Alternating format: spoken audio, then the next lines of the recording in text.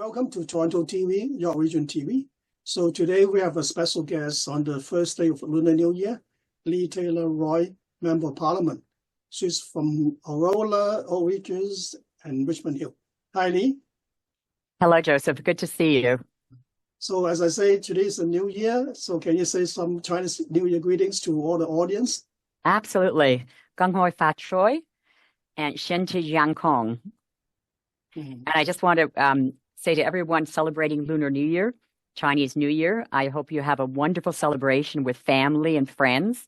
It's a great time to get together. I know to eat a lot of delicious food and to spend time at thinking about all that you've done over the past year and what is coming in the next year. Thank you. So I know this is your first time as Member of Parliament. Can you tell us like when and how you get into federal politics? When I was a teenager and at university, I got involved with the Young Liberals in 2019. So I had just decided that I would run for office. It was very soon before the election. So I didn't have much time, and the incumbent had a strong base. So I lost, but only by about 1,000 votes. It was very close. And I just continued to work in the riding and be part of the community like I had been, talking to people and trying to really understand what the community needed. And I ran again in 2021 against the same person, and I won that time by 1,500 votes. So I'm very honored to be the elected representative for the people of Aurora, Oak Ridges, and Richmond Hill. Mm-hmm. So that you're the MP. I know that you have to travel to Ottawa for meetings. Now the Parliament is on shutdown mode. So yes. Did all the MPs, they have extra long winter holidays now? I wish they were holidays. No, but you know what, Joseph? It's kind of like that because I love being in the community. I love being in the riding and getting to speak to people and understand, what their concerns are, what's going on in their lives, especially when there's so much happening now with, the new president in the United States, the threats and the talk of tariffs and us becoming a state, which is absolutely ridiculous. But there's a lot of unrest right now. And so I'm very happy to be in the community and be able to go out and meet people. I'm having a lot of meetings with constituents. I'm going to a lot of events so I can talk to people. I was just at a Chinese New Year's event today and yesterday, in fact, or Monday. So I enjoy going out, and it's really the part of the job, Joseph, that I love, but I also think is most important. If we don't, if MPs don't speak and make sure they're listening to the people that they represent, then our democracy doesn't work very well. So for me, it's very important, and I'm working very hard, even though I don't have to be in Ottawa, but that's okay right now. That means you're not traveling, but you're still working. So yes, exactly. Yeah. Did you talk to the most biggest talk of the town is the American tariff? Did you talk to the business in Richmond Hill or Aurora about, say, any impact on the an upcoming tariffs? Yeah, I think there's a lot of businesses that are very worried about the tariffs, and I think it's going to impact our businesses, but it will have a repercussions, or there'll be ripple waves throughout Canadian business and society. So I think that a lot of people are worried because if Donald Trump does what he says he's going to do, it could cause a recession. And that's very serious. So we are working very hard, and our government is working very hard with our allies and friends in the United States. And we have a lot of them, a lot of business people, a lot of politicians, governors, mayors. There's a lot of people in the United States who don't want these tariffs either, because tariffs are taxes. And Donald Trump said he was going to bring down the cost of everything. Well, if he goes through with putting tariffs on the products that the United States imports from Canada, it's going to increase the cost of living for Americans, and it's going to hurt us. So it's a lose-lose situation, Joseph, and we want a win-win situation. We want to work with the United States to address their concerns and protect Canadians, Canadian jobs, livelihoods, and our sovereignty. We are certainly not going to be part of the United States. So we all know that the tariff may come on February the 3rd, and Yes. then I think Liberal will have a new leader in March. Will that after that will the whole government will back to normal, back in order? Yes, but even now, and this is something I want to point out, that the government, the part of the government that deals with U.S.-Canada relations and really the tariffs and the economy is still working. Like just because members of parliament are not in Ottawa, the ministries, for example, the Ministry of Foreign Affairs, the Ministry of Finance, the Ministry of International Trade, they're all still working 100%. And so are the departments that support them. So Prime Minister Trudeau is still Prime Minister, and he is working with his cabinet, who are very experienced in dealing with the United States, dealing with trade issues. Ministers like Minister Mary Ng from York Region, from Markham, she's had a lot of experience. Minister Melanie Joly in Foreign Affairs, very experienced. Minister Dominic LeBlanc, who is taking care of the U.S.-Canada relations right now. So we have a strong team continuing to work for Canada. And really, the only reason we would need Parliament to come back to deal with this is if there was new legislation that was needed, if we had to pass new laws. But we don't have to do that right now. We are working on relationships. As I said, we're working to make sure the tariffs don't happen. And if they do, we have come up with a very strong package to fight back against the United States so that they will realize that it is lose-lose and they better stop the tariffs on us. In fact, I'm very proud of our Prime Minister that after he decided he was going to resign, he continues to work hard.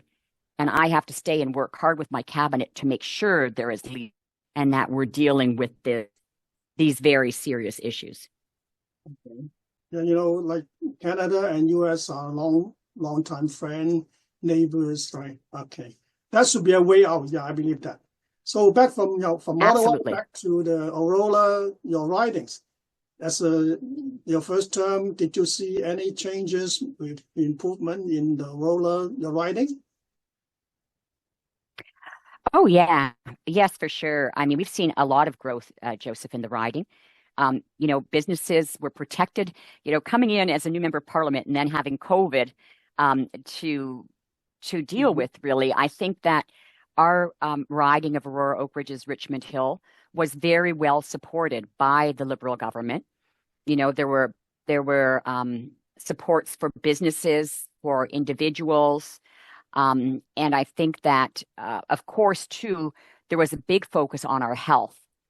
And I think that was very important because we have done a lot better than countries which did not have in place a rigorous program to protect the health, especially of our seniors, Joseph, and children and people who are vulnerable. We're a compassionate country. We care about those who are most at risk. And I think that there are a lot of people in Aurora-Oakridge-Richmond Hill who are alive today because of the actions our government took. And when you compare it to other countries, even some states in the United States, a lot more people died. And, we did a lot of things. Some of them were not popular with the vaccines or masks or, shutting businesses down. But they were things that had to be done to make sure that people were protected. And I think that should always be the first job of government, is to make sure that people are safe and protected and that our health care is good. Yeah. Okay. So, I know everybody almost love Aurora. So my nephew start a new family. He moved to Aurora. And my friend he chose the retirement home in Aurora. So that should be like a good place to live and work, right? Absolutely. I mean, I think both the communities, the town of Aurora and the city of Richmond Hill, are great places to live. We're very lucky in York Region. You know, we have a thriving community, but we also, Joseph, have so much outdoor space. You know, the green space, the trails, the biking areas, the parks, the recreation. So I think it's a very good quality of life. And I think that's important to keep. It's one of the reasons that, you know, I sit on the Environment Committee, and I'm very dedicated to protecting our green space. We need that for our health, you know, our physical health, our mental health, and the health of the planet. You know, so I believe that we need to protect those beautiful trails we have, the Oak Ridges Moraine, the different trails we have that, you know, Toronto TRCA. We've actually built more. I've got funding to build more in our region since I was elected. And I think it's very important for people that we protect those areas. So when we go to school and parents ask for, hey, where's your report card? So you as MD for the first term for 4 years, what is your report card? What did you achieve for the last three and something years? What's my report card? Well, you know what? It's always hard to grade yourself, Joseph. But I would definitely give myself an A+ for effort. I have worked very hard. I've been out in the community meeting people. I've been sure to be listening and taking action on what I've heard from people, what people need and want. You know, I sit on the Agriculture Committee as well, and when we had the CEOs of the large grocery companies come in to Parliament, I grilled them on why prices were so high and on what they could do to bring grocery costs down. That's very important to the people in our riding. You know, our seniors are an important part of our community. They've contributed so much. And I think at Chinese New Year's, I think of all of the, you know, the Asian Canadians in the riding who have really built our community through their businesses, their families, their work. And it's, you know, when it's time for them to retire and if they need help, we should be doing that. You know, we should respect our elders and take care of them. And I think on healthcare, Joseph, as well, this government, I heard from a lot of people, we need better healthcare. But people also want to ensure that our healthcare system remains publicly funded and available to everyone. And our government made a historic investment of $200 billion into our healthcare system. We've done a lot to respond to the needs. And as you know, housing is another big issue. And I work with the city of Richmond Hill, and we've got over $31 million from the federal government to help the city of Richmond Hill speed up the process so we could get more homes built more quickly. And, you know, I have to give a shout out to Mayor West and the city of Richmond Hill. They've done a great job, and we're seeing that. And likewise with Aurora, I've worked on a number of projects, and we're hoping to get money for infrastructure there. So there's many different levels, Joseph, that I've been working on. I haven't gotten everything done I wanted to get done, but there's an election coming up, and I am running again, and I intend to keep working hard and getting all those things I didn't get finished yet done in the next term, because community organizations are very important too. You know, I think of in our riding, Montchong has a very large foundation and retirement home and apartments. They do great work. And I try to work with them to help them to, you know, visit the seniors, to listen to them, because we have so many, you know, frontline groups and organizations that deliver on what we as a government are providing. And so it's those groups as well that are important, Joseph, to me. Yeah, I know that since you were elected 3 years ago, I've been following you on so many different events, and I see you almost everywhere. So, so keep up your good work, you know. Thank you. I appreciate that. And keep up your good work too. I always say that local media, you know, people like yourself doing this work and our local media are very important, because, you know, we need to be sure that everyone is informed of what is happening, of all of the programs and services that are available to them, and the help that we can give them. And, I was just thinking recently of for the many restaurants and small businesses, and I know there's a lot of Asian restaurants in our area that have benefited from the reduction in the GST, HST on restaurant meals over the last while. And again, that's something, a program that we put in place because we know January and February can be slow. We wanted to help boost the economy a little bit and help small business people. We also have to make sure our country is strong, our economy is strong, that businesses, we have growth and competition to continue to be a very proud, strong, independent country. So I'm looking forward to continuing the work and doing that.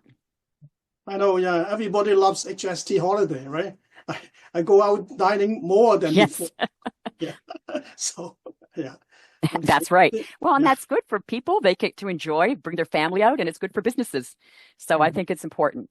But I do want to say before we end too, Joseph, that I want to say, Lunar New Year, Chinese New Year is also a time for us, for Canadians, to learn more about the culture, the traditions of Asian Canadians, of Chinese Canadians. And I think also to learn more about the contributions that Chinese Canadians have made over the history of our country. Because there are newer immigrants now coming from, different places, but we have, very strong and unique communities, from mainland China, from Hong Kong, from Taiwan, everything that the different communities have contributed to Canada and how they have made us a stronger and better nation. So I just want to personally say thank you to everyone who is listening, who chose Canada as their home and has done so much to contribute to making Canada the great country it is today. So same, I wish you all the best for 2025. I'll keep working, and thank you very much again. Gong hei fa choi. Bye. Bye.